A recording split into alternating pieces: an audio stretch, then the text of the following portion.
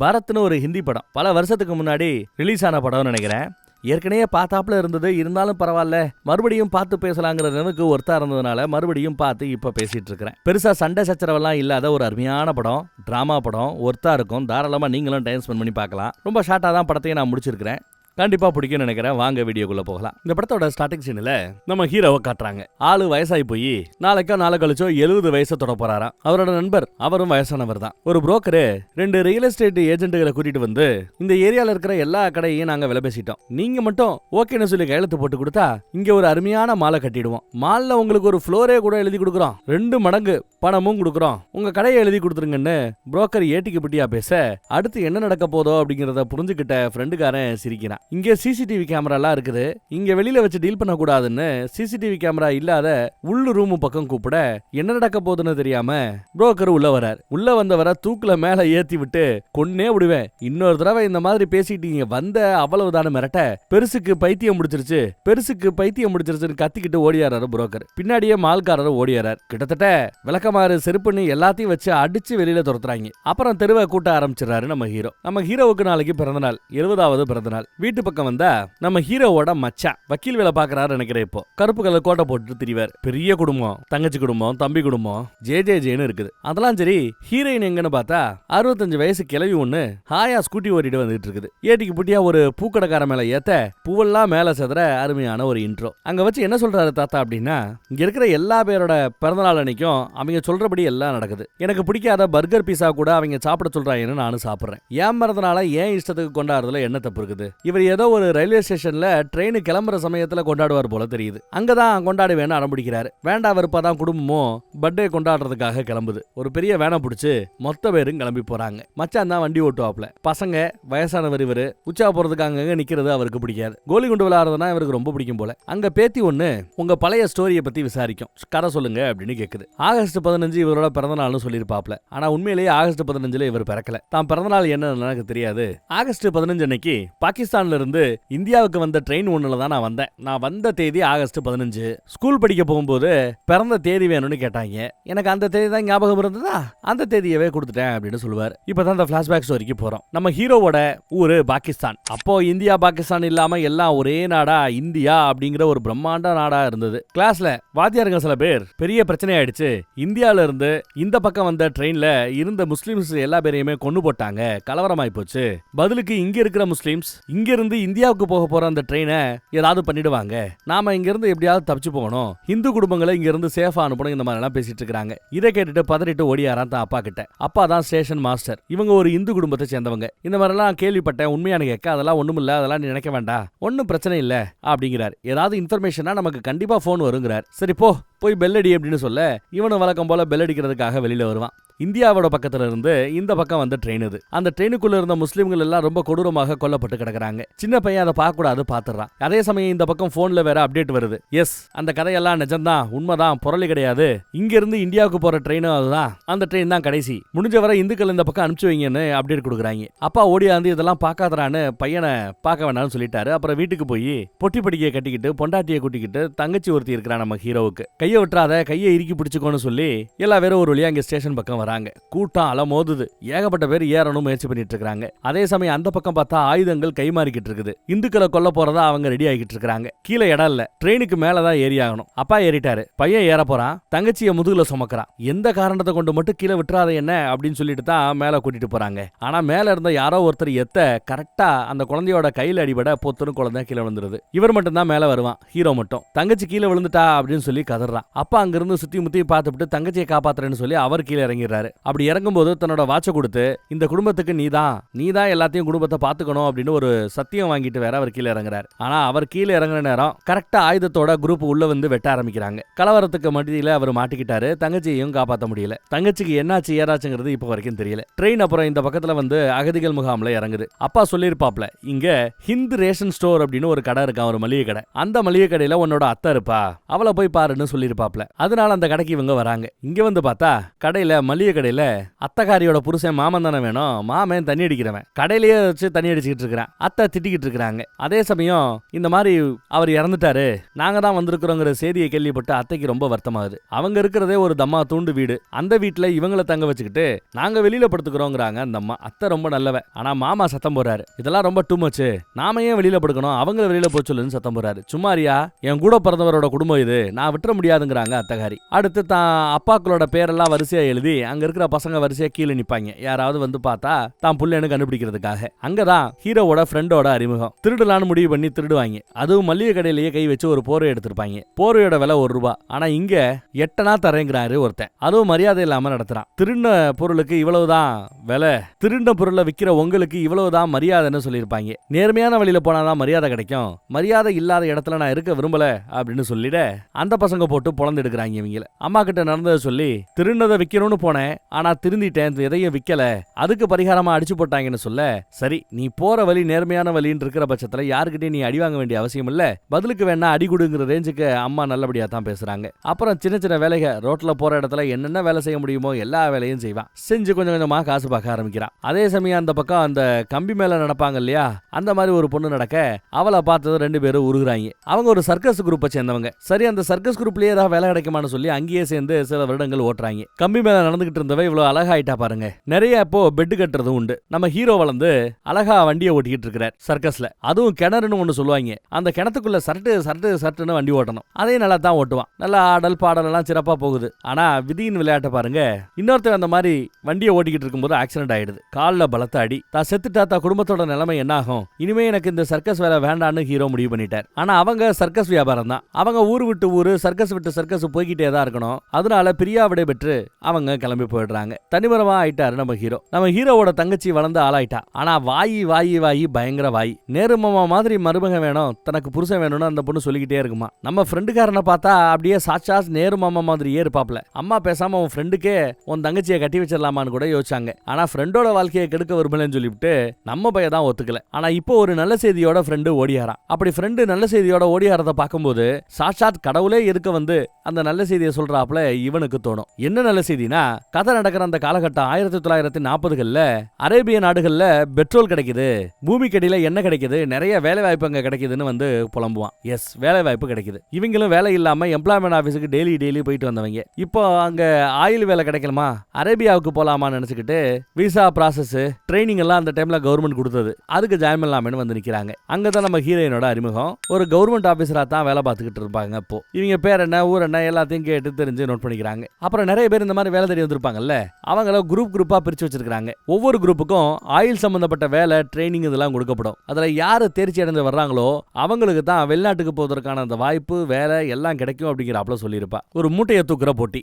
ஆளு வயசானவர் தூக்கிடுவாரு, 2வது ஒல்லி பச்சான் தூக்க முடியாது, ஃப்ரெண்டுக்காரன் தூக்க முடியாது. ஹீரோ அசால்ட்டா அலாக்கா தூக்கி விளையாட்டு காமிச்சிட்டு இருப்பாப்ல. அடுத்து வெயிட், அப்புறம் ஹெயிட் எல்லாம் செக் பண்ணிட்டு இருக்காங்க. எல்லாம் நல்லபடியா போச்சு. ரிசல்ட்டும் நல்ல ரிசல்ட் வந்திருக்குன்னு பார்த்தா எஸ், ரிசல்ட்ல இவங்க பேர் எதுவுமே வரலங்க. பெருத்த அவமானத்தோட உயிரிட்ட வந்து முறையிடுறாங்க. அதுக்கு நம்ம ஹீரோயினும் டீமா இவங்க ஃபெயில்ட் ஆயிட்டாங்க அப்படின்னு சொல்லுது அந்த அம்மா. ஒருத்தன் மூட்டை தூக்கல, ஒத்தவனுக்கு வெயிட் பத்தல, ஏன் எங்களுக்கெல்லாம் குடும்பம் இல்லையா, நாங்கெல்லாம் சம்பாதிக்க கூடாதா அப்படி இப்படின்னு பேசி உயரதிகாரியை தாச்சா பண்ணி எல்லா பேரையும் பாஸ்போர்ட்டை வச்சுட்டான். அப்புறம் என்ன, அரபு நாட்டுக்கு எண்ணெய் எடுக்கிற இடத்துல வேலை. இவன் டீம் கஷ்டப்பட்டு வேலை பார்க்குது. வாரத்துக்கு ஒரு தடவை வீட்டுல பேசுவாங்க. பயங்கரமான மணல் புயல் வீசும், அதுலயும் கஷ்டப்பட்டு உழைக்கணும். இது பத்தாதுன்னு இங்க அடிக்கடி சாப்பிட்ற இடத்துல பிரச்சனை. இந்தியா, பாகிஸ்தானி இந்த மாதிரி நாட்டை சேர்ந்தவங்களுக்கெல்லாம் சோறு வித்தியாசமா போடுவாங்க, வெறும் பருப்பு சோறு தான். அதுவும் கொஞ்ச நேரத்துல காலி ஆயிடுன்னு வாங்க. ஆனா வெள்ளக்காரங்களுக்குன்னு தனியா ஒரு இடத்துல சோறு போடுறாங்க. அங்க மட்டும் எப்பவுமே நான்வெஜ் உண்டு. எப்பவுமே அது காலியானதே கிடையாது.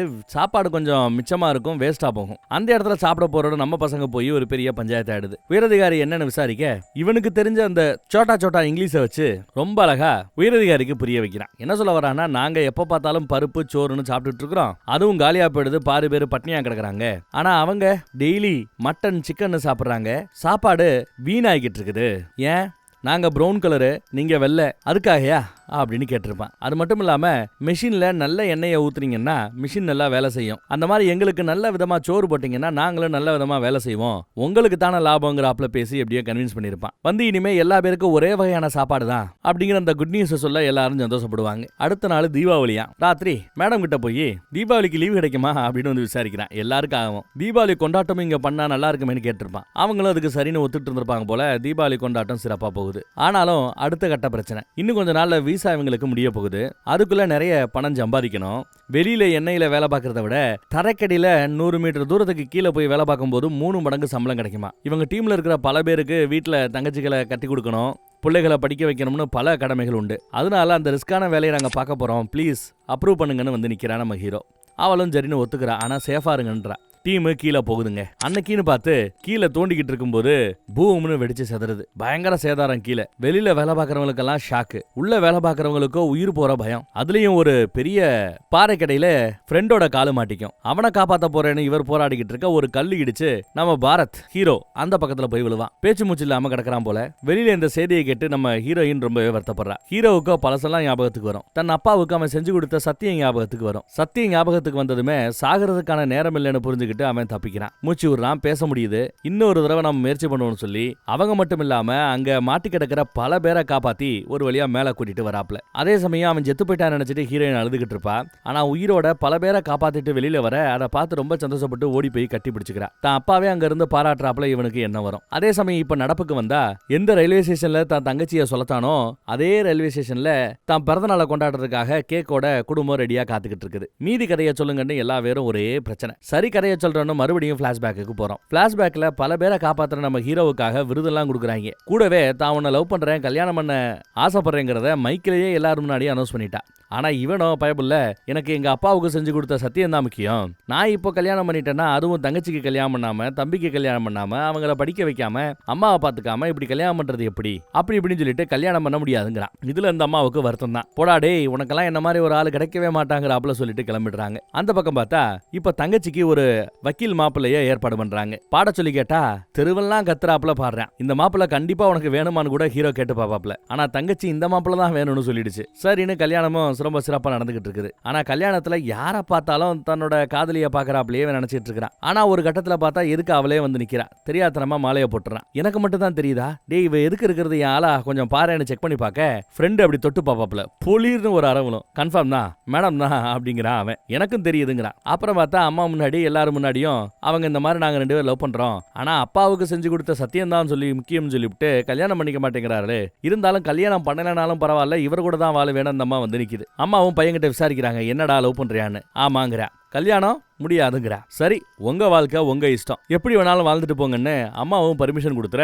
அப்ப இருந்து நம்ம ஹீரோ கூட தான் அந்த அம்மா வாழும், என்ன கல்யாணம் மட்டும் பண்ணிக்காது. இந்த மாதிரி ஒரு அண்டர்ஸ்டாண்டிங்ல இந்திய வரலாற்றிலேயே முதன்முறையாக லிவ் இன் ரிலேஷன்ஷிப்ல இருந்த கப்பல் அப்படின்னு பார்த்தா இவங்களை தான் சொல்ல முடியும். இவளுக்கு இருக்கிற அனுபவத்துக்கு ஒரு நியூஸ் சேனல்ல ஆங்கரிங் வேலை கிடைக்குது. பகல்ல ஆங்கரிங் வேலை பாப்பா, ராத்திரி ஆனா அங்க இருக்கிற பசங்க நம்ம ஹீரோ உட்பட எல்லா பேருக்குமே சொல்லி கொடுத்து ஒரு டிகிரி வாங்குற ரேஞ்சுக்கு பசங்களுக்கு படிப்பையும் சொல்லி கொடுத்து டிகிரி வாங்க வச்சாச்சு. ஏன்னா ரயில்வேல அப்பதான் அவனுக்கு ஒரு வேலை கிடைக்கும்னு. அப்பா மாதிரி ஒரு ஸ்டேஷன் மாஸ்டர் ஆகணுங்கிறது அவனோட ஆசை. 2 வருஷம் எக்ஸாம் எல்லாம் எழுதி பார்த்தா ஃபைனலா அவனுக்கு ரயில்வேல ஒரு நல்ல வேலை கிடைச்சிருக்கு.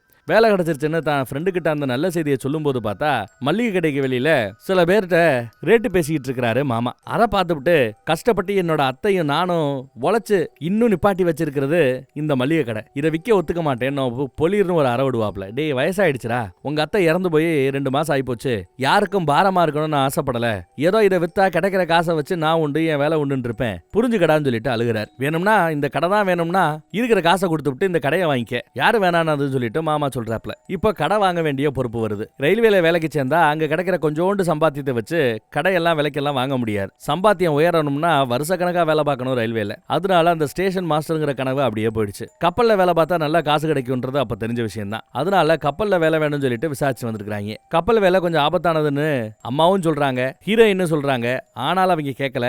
ஏன்னா கூடி கூடிய சீக்கிரம் சம்பாதிச்சுட்டு வந்துடலாம், மளிகை கடையை நாம நடத்திக்கலாம், நாம வாங்கிக்கலாங்கிற ஒரு முடிவு எடுத்திருக்காங்க. அங்க போயாச்சு. இப்போ கப்பல்ல வேலை. கப்பல்ல இவங்களுக்கு இருக்கிற ஒரு பெரிய தலைவலி என்னன்னா, கேப்டன் அவரோட வாய் போற வேகத்துக்கு மூளை ஈடு கொடுக்காது. அதனால முந்திக்கிட்டு வாயி பலபல அப்படின்னு பேசிடும். அவர் என்ன பேசுறாருங்கிறது எதுக்கு இருக்கிற ஆட்களுக்கு புரியாது. இந்த மாதிரி ஒரு சூழல்ல இவங்க 6 மாசம் வேலை பார்க்கணும். அவரோட பொண்ணு சின்ன குழந்தை, அதை பார்க்கும்போது காணாம போன தன் தங்கச்சியோட ஞாபகம் தான் அவனுக்கு வரும். சோ வேலை பார்க்கறது போக அந்த குழந்தையோட விளையாண்டுகிட்டு இருப்பான். நல்லா தான் போய்கிட்டு இருக்குதுங்க. ஆனா கேப்டனை சமாளிக்கிறது தான் பெரிய தலைவலியா இருக்கும். அவர் பேசுறது யாருக்குமே புரியலங்கிறதுனால அவரும் டென்ஷன் ஆவாரு. ஆனாலும் அவர் புரியல. நம்ம ஹீரோ ஒரு அருமையான பதில் வச்சிருக்கான். அவர் என்ன சொன்னாலும் சரி, பெரியவங்க நீங்க சொன்னா சரியா தான் இருக்கும்னு ஒரு டயலாக போட்டதும் அவர் குஷி ஆயிட்டார். நான் பேசுறது எனக்கு புரியுது, வெரி குட் அப்படின்ட்டு போறாப்ல. அங்க இருக்கிற எல்லா பேருமே அதே ஃப்ளோவை ஃபாலோ பண்ண ஆரம்பிச்சிட்டாங்க. பெரியவங்க நீங்க சொன்னா சரியா தான் இருக்கும் அப்படிங்கறத எல்லாருமே பேச ஆரம்பிக்கிறாங்க. ஆனாலும் அவர் பேசுறது புரியாது. அங்க ஒரு வெளிநாட்டுக்காரியை பார்த்து ஃப்ரெண்டுக்காரன் காதல் வசப்பட்டு விடுகிறான். ஆட்டம் பாட்டம் கொண்டாட்டத்துக்கு மத்தியில காதலை வளர்த்துக்கிட்டு இருக்கிறாரு அந்த பக்கத்துல நண்பர். கிறிஸ்துவ முறைப்படி கல்யாணமே பண்ணிக்கிட்டு அவளை ஷிப்லயே ஏத்திக்கிட்டான். ஆனா இவங்களோட விதியின் விளையாட்டை பாருங்க. கடற்கொள்ளையர்கள் சில பேர் ஒரு போட்ல வர்றாங்க, இவங்களை பிடிக்கிறதுக்கு வராங்க. மேல இருந்து இவங்க அந்த தண்ணிய பயங்கரமா வேகமா பாய்ச்சுவாங்க. பட் அதெல்லாம் கடற்கொள்ளையர்களை நிப்பாட்டல. அவங்க ஹூக்க மேல போட்டு விறுவிறுன்னு மேல ஏறிட்டாங்க 2 பேர். பார்த்தா கேப்டனோட குடும்பத்தை அரெஸ்ட் பண்றாங்க. சுத்தி இருக்கிற ஆட்களை பிடிச்சு வைக்கிறாங்க. நம்ம ஹீரோ ஃப்ரெண்டு கிட்ட டேய் இன்னொரு தடவை வாடா, குடும்பம் பாவண்டா, காப்பாத்தலாம்டா அப்படின்னு டீல் பேசிட்டு இருக்கான். அவன் எனக்கு கல்யாணம் ஆயிடுச்சு, இனிமேல நான் ரிஸ்க் எடுக்க விரும்பலன்னு சொன்னாலும் சரி நீ கடை நான் போறேன்னு நம்ம ஹீரோ முன்னாடி போனாலும் பின்னாடியே அவனும் வந்து நிக்கிறான். எனக்கு ஒரு ஐடியா இருக்குங்கிறாரு நம்ம ஹீரோ. பார்த்தா அதுக்குள்ள 2 பேர் துப்பாக்கி முனையில அவங்க 2 பேரையும் பிடிச்சிட்டு வந்துடுறாங்க. படம் முழுக்க பாத்தீங்கன்னா எந்த இடத்துலயும் வன்முறையே இருக்காது, எல்லாம் பேசியே சமாளிப்பான். இந்த இடத்துல வந்து கூட நீங்களும் கருப்பு நானும் கருப்புன்னு பேசி வைப்பான். நீங்க என்ன கருப்பா அப்படின்னு அவர் கேட்பாரு. இல்ல ப்ரௌனு. கருப்பா இருந்தா என்ன, ப்ரௌனா இருந்தா என்ன, நாம எல்லாம் ஏழை தேசம் இல்லையா, ஏழை பாலை இல்லையா, நீங்களும் ஜோருக்கு தான் கஷ்டப்படுறீங்க, நாங்களும் ஜோருக்கு தான் கஷ்டப்படுறோம், அப்படி இப்படின்னு ஏதோ சென்டிமெண்டா பேசிட்டு இருக்கிறான். நெல்சன் மண்டேலா உங்க ஆப்பிரிக்காரர், எங்க இந்தியக்காரர் காந்தி தாத்தா, 2 பேரும் நண்பர்கள் இல்லையா, அப்படி இப்படின்னு பேசிட்டு இருக்கிறாப்ல. இவன் அமிதாப் பச்சன் ரொம்ப பிடிக்குங்கிறாரு அந்த கடற்கொள்ளையர். அமிதாப் பச்சன் நம்மாலதான் அப்படிங்கிறாரு இவன். இங்க 2 பாட்டு பாடு, அமிதாப் பச்சன் பாட்டு அப்படின்னு சொன்னதும் அவங்க அங்க இருந்து அமிதாப் பச்சன் பாட்டு பாட கூட இவரும் சேர்ந்து டான்ஸ் ஆடன்னு செம குஷியா போகுது. அவங்க கிட்ட இருந்து கொள்ளையடிச்ச பணத்தை அவங்க கிட்டயே கொடுத்துறாரு. நல்லா இருங்கடா அப்படின்ட்டு. இவங்களும் இவங்க சாப்பிடறதுக்காக வச்சிருந்த ரேஷன் ஐட்டம் இருக்கும் இல்லையா, அதுல சில பல மூட்டைகள், ஒரு பாதி மூட்டையை அவங்களுக்கு கொடுத்து பிரச்சனையே இல்லாம முடிச்சுக்கிறாங்க. ரொம்ப சுமூகமா போகுது. நல்லபடியா அந்த வேலையை முடிச்சு சம்பாதிச்சு வந்த பணத்துல அந்த கடையை சொந்தமா விலைக்கும் வாங்கிடுறாரு நம்ம ஹீரோ. அதே சமயம் இந்தியாவில் 2 பெரிய ஸ்டார் மலர்ந்து வர்றாங்க. ஒருத்தர் யாருன்னா சச்சின் டெண்டுல்கர், கிரிக்கெட்ல பெரிய ஸ்டார் ஆனார். இன்னொருத்தர் யாருன்னா நம்ம ஷாருக் கான், சினிமால பெரிய நட்சத்திரமானார். ஆனா இவர்கள் 2 பேரை தாண்டி நெஜ நட்சத்திரம் யாருன்னு பார்த்தா மன்மோகன் சிங் தான். ஏன்னா அவர் தான் பொருளாதார கொள்கையில பெரிய மாற்றத்தை உருவாக்கி இந்தியாவுக்குள்ள வெளி முதலீடுகளை உள்ள கொண்டு வர ஆரம்பிச்சார். வெளி முதலீடுகள் உள்ள வர ஆரம்பிச்சது ஏகப்பட்ட கம்பெனிஸ் பெருகுச்சு. கம்பெனிஸ் பெருகுனதுனால வேலை வாய்ப்பு பெருகுச்சு. வேலை வாய்ப்பு பெருகுனதுனால மக்களுக்கு வேலை கிடைச்சது. வேலை கிடைச்சதுனால ஏழ்மை ஓரளவு மாறுச்சுன்னு இந்தியா அப்படியே படு வேகமா முன்னேறவும் ஆரம்பிச்சதா சொல்றாங்க. அந்த சமயத்துல நம்ம ஹீரோயின் வேலை பார்த்த அந்த கம்பெனியும் நல்ல பெருசா ஜிடிவின்னு வளர்ந்து நிக்குது. இப்போ நம்ம ஹீரோயின் ஆங்கரிங் வேலை பார்த்துக்கிட்டு இருந்தவங்க இப்போ கிரியேட்டிவ் டைரக்டரா வந்து நிக்கிறாங்க. அவங்க வருஷம் ஒரு பிரசன்டேஷனை முதலாளிகளுக்கு போட்டு காட்டிட்டே இருப்பாங்க. அது என்னன்னா, பல வருஷங்களுக்கு முன்னாடி இந்தியா பாகிஸ்தான் 2ஆ பிரிஞ்சப்போ குடும்பங்கள் நிறைய பிரிஞ்சு போயிடுச்சு. அந்த குடும்பங்களை இணைப்பதற்கான ஒரு முயற்சி. நம் நாட்டோட எல்லையில 2 பக்கமும் குடும்பத்தை இழந்தவங்களை ஒண்ணு கூட்டி இழந்த அந்த குடும்பத்தை மீட் பண்றதுக்கான ஒரு வாய்ப்பை ஏற்படுத்தி கொடுக்கணும் அப்படிங்கிறப்பல ரொம்ப நாளா பிரசன்டேஷன் கொடுத்துக்கிட்டு இருக்கிறா. சரி நீ தான் கிரியேட்டிவ் ஹிட், நீ தாராளமா பண்ணிக்க. என்ன அந்த எல்லையில 2 தேசத்துக்கிட்ட இருந்தோ பர்மிஷன் வாங்க வேண்டியது ஓம் பொறுப்புன்னு சொல்லிடுறாரு. அவங்களும் பர்மிஷனை வாங்கிட்டாங்க. இந்தியாவோட எல்லை, பாகிஸ்தானோட எல்லை, 2 பக்கத்துலயுமே குடும்பத்தை இழந்தவங்களை 2 கேம்ப்ல நிரப்புறாங்க. இந்த பக்கம் ஜி தமிழ், ஜி டிவி வந்து கவர் பண்ணுது. எதை கவர் பண்ணுதுன்னா, எங்கெல்லாம் யாரெல்லாம் குடும்பத்தை இழந்தாங்க இந்தியாவில் அவங்கள பத்திய டீடைல்ஸ். அதே மாதிரி பாகிஸ்தான் சைடுல இருந்து ஒரு மீடியா அவங்க சைடுல இருந்து சிலர் காணாம போயிருப்பாங்க இல்லையா, அவங்க சைடு கவரேஜ் பண்ணிக்கிட்டு இருக்காங்க. 2 பக்கமும் தான் குடும்பத்துல இழந்தவங்களை பாத்திர மாட்டமான ஒரு இயக்கம். இந்த பக்கம் இன்றைய நடக்கும், அந்த பக்கமும் இன்றைய நடக்கும். ஒவ்வொருத்தரும் அவங்களோட சோக கரையை சொல்லி காணாம போனது யாரு, அவங்கள கண்டுபிடிச்சு கொடுங்கன்னு இன்டர்வியூ கொடுக்கணும். அப்படித்தான் நம்ம ஹீரோ கூட காணாம போன தன் அப்பாவை பத்தி எல்லாம் இன்டர்வியூ கொடுத்துக்கிட்டு இருக்கான். தங்கச்சியை பத்தி எல்லாம் இன்டர்வியூ கொடுத்துட்டு இருக்கான். ஆனாலும் இன்னும் நல்ல செய்தி இன்னும் வந்து சேரல. நாட்கள் தான் ஓடிக்கிட்டு இருக்கு. 30-40 நாள் ஓடி போயிடுச்சு. ஒரு அப்பா தான் புள்ளைய கண்டுபிடிச்சிட்டாரு அந்த இன்டர்வியூ மூலமா. அக்கா தங்கச்சி இன்னொரு குடும்பமும் ஒண்ணு சேருது. இப்படி பல குடும்பங்கள் ஒண்ணு சேர்ந்தாலும் நம்ம ஹீரோவுக்கு நல்ல செய்தி நடக்கல. ஆனா திடீர்னு பார்த்தா யாரோ ஒருத்தர் தான் புள்ளையோட பேரு பரத் அப்படின்னு சொல்லியிருக்கிறாரு பாகிஸ்தான் சைடுல இருந்து. அதனால மேபி நம்ம ஹீரோவோட அப்பாவா இருக்குமோன்னு ஒரு ஆர்வம். எல்லா பேரும் நம்ம ஹீரோவை கொண்டு வந்து உட்கார வச்சு பேச வர்றாங்க. ஆனா வர்றது பார்த்தா வேற ஒருத்தர். அவ தேடிக்கிட்டு இருக்கிற அவரோட பிள்ளையோட பேரு பரத் சிங். ஆனா நம்ம ஹீரோவோட பேரு வெறும் பரத் தான். பேசுனதுல தன் அப்பா இல்லைன்னு தெரிய வருது, வருத்தப்படுறான். ஃப்ரெண்டு கிட்ட பேசாம நாம ஊருக்கே கிளம்பலாம் அப்படின்னு சொல்லிட்டு இருப்பாப்ல. ஆனா திருத்துப்பட பார்த்தா லண்டன்ல இருந்து ஒரு பொண்ணு பரத் கிட்ட பேசணும்னு சொல்லி இருக்கா. மறுபடியும் இன்டர்வியூல கொண்டு வந்து உட்கார வைக்கிறாங்க. லண்டன்ல இருந்து அந்த பொண்ணு யாரு அப்படின்னு பார்த்தா நம்ம தபு வந்து நிக்கிறாங்க. ரெண்டு பேருக்கும் ஒரே ஸ்டோரி தான். ட்ரெயின் முதுகுல தொத்திக்கிட்டு இருக்கிற தங்கச்சி விழுந்துடுறா. விழுகும் போது அந்த டிரெஸ் கிழிஞ்சு கைப்பகுதி நம்ம ஹீரோ கிட்ட இருக்கும், மீதி டிரெஸ் அவகிட்ட இருக்கும். அப்புறம் தங்கச்சியோட காதுக்கு பின்னாடி ஒரு மச்சம் இருக்கும். இதெல்லாம் அடையாளம். கரெக்டா இவளுக்கும் அதே மாதிரி காதுக்கு பின்னாடி மச்சம் இருக்குது. அந்த டிரெஸ்ல ஒரு பகுதி இவகிட்ட இருக்குது. சோ காணாம போன தங்கச்சி இவதானு தெரிய வந்துற குடும்பம் பாத்துக்கிட்டு இருந்தது. குடும்பம் எல்லாம் கதறுது. அண்ணன் கதறான், அந்த பக்கம் தங்கச்சி கதறுது. இத பாத்துக்கிட்டு இருக்கிற பொதுமக்கள் எல்லாம் கதறாங்க. ஒரு வழியா பரத் தன் அப்பாவை தேடிக்கிட்டு இருந்த இடத்துல தங்கச்சியை கண்டுபிடிச்சிட்டான். ஆல் கிரெடிட் கோஸ் டு நம்ம ஹீரோயின் தான். அப்புறம் லண்டன்ல இருந்து வேலையா கிளம்பி அவங்களும் இங்க வந்துடுறாங்க. தபு தான் அண்ணனை, தம்பிய, அம்மாவை எல்லாரையும் பார்த்து அவங்களுக்கு சந்தோஷம். இப்படித்தான் நல்லபடியா அந்த பிளாஷ்பேக் ஸ்டோரி முடியுது. அதே சமயம் இப்ப நடப்புக்கு வந்தா, ட்ரெயின் கிராஸ் ஆக போதியா, வாங்கியா கேக் வெட்டணும் வாங்கியா அப்படின்னு மச்சான் கத்திக்கிட்டு இருக்காரு. இப்ப ரெட் சிக்னல் இல்ல போல. ஆனாலும் ட்ரெயினை ஓட்டிட்டு இருக்கிற டிரைவரு வண்டியை மெதுவா ஓட்டுறேன், கிராஸ் ஆறதுக்குள்ள கேக்க கட் பண்ணிடுறேங்க, பிறந்த நாள் வாழ்த்துக்கள்னு வாழ்த்துறாரு. அப்ப எத்தனை வருஷமா வெட்டிக்கிட்டு இருக்காங்கன்னு பாருங்க. கரெக்டா அந்த ட்ரெயினை கிராஸ் பண்ண அதே சமயம் நம்ம பெரியவர் யாரு நம்ம ஹீரோ கேக்கு வெட்டனா கரெக்டா இருக்கும். கேக்கெல்லாம் வெட்டி கொண்டாடிட்டு வீட்டு பக்கம் வந்தாச்சு. ராத்திரி யாரோ போன் பண்றாங்கன்னு வெளியில வந்தா 4 பேர் வண்டியில சரட்டுன்னு அந்த பக்கம் இந்த பக்கம் வந்து நம்ம ஹீரோவை அடிக்கிறாங்க. வயசானவர் 70 வயசாச்சுன்னு கூட விடலையே, அடிக்கிறாங்களே. கொஞ்சம் தடுமாறினவர் ஒரு கட்டத்துக்கு பிறகு வாங்கடா பாக்கலாம் அப்படின்னு கூப்பிடுறாரு. வந்தவங்கள ஒருத்தவனை அடிச்சு வெளியில தள்ளுறாரு. இன்னொருத்தவனை புடிச்சு தள்ளி அவன் வண்டியை வச்சு இன்னொரு வண்டியை இடிக்க வைக்கிறாரு. அப்புறம் ஒருத்தவன் கூட சூப்பரா சண்டை போடுவாப்ல. கீழே விழுந்தாலும் எந்திரிச்சு அருமையா சண்டை போடுவாப்ல.